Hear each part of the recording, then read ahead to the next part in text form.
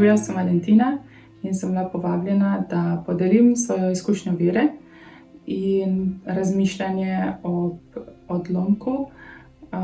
evangeljskem odlomku na drugo postno nedeljo. To je odlomek, ko Jezus povabi svoje 3 učence in jih odpelje na vrh gore, kjer razodene svoje veličastvo. Moja izkušnja vere.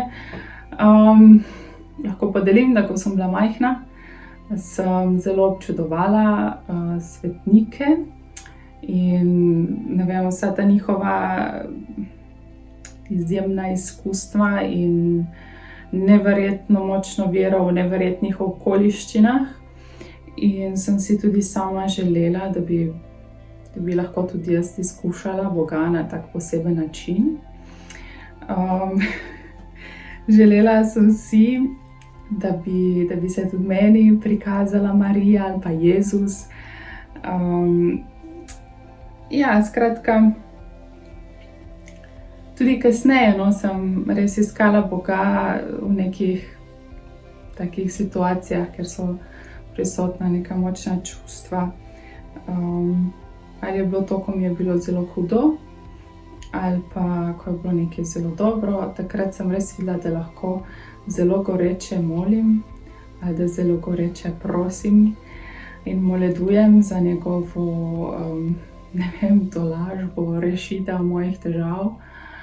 Ali pa takrat, ko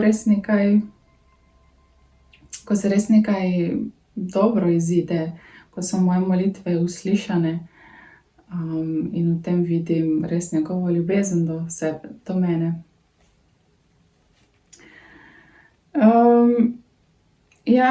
Ponavadi se me zatakalo pri tistih običajnih obdobjih, dneh, ko je dan sledi dnevu, ko je neka rutina. Ko se ta neka močna izkustva, doživetja malo razvodenijo in je vsakdanje življenje. Ampak začela sem tudi spoznavati, da v bistvu prav to vsakdanje življenje je tisto, ki zares šteje, ki zares na koncu da okus vsemu skupaj. Zato sem začela Boga spraševati, kje pa je v tistih, v teh dolgočasnih banalnostih vsakdana.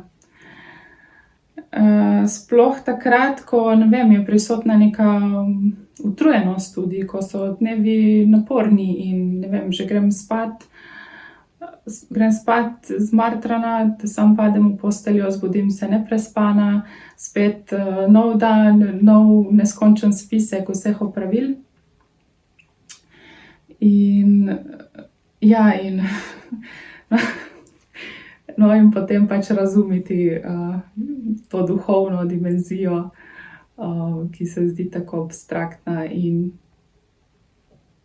tukaj se res sprašujem, okej, Bog, kje si zdaj? Jaz sem tu.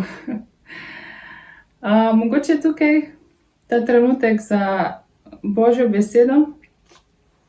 Torej, na drugo postno beremo o Jezusovem spremenjenju na gori, kot pelje Janeza, Jakoba in Petra gor na vrh gore in tam razodene svoje veličastvo. Zelo bogat odlomek, ne? Ogromno se zgodi tam na tej gori, ampak jaz bi se zdaj mogoče osredotočila prav na ta trenutek, oziroma to pritegnilo moje zanimanje.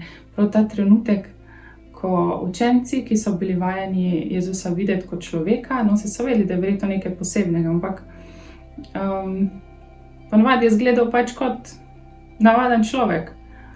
Potem pa zasije, njegova oblačila so postala bela kot sneg, noben belilec na svetu jih ne more tako pobeliti. Res nekaj nadnaravnega, nekaj posebnega. In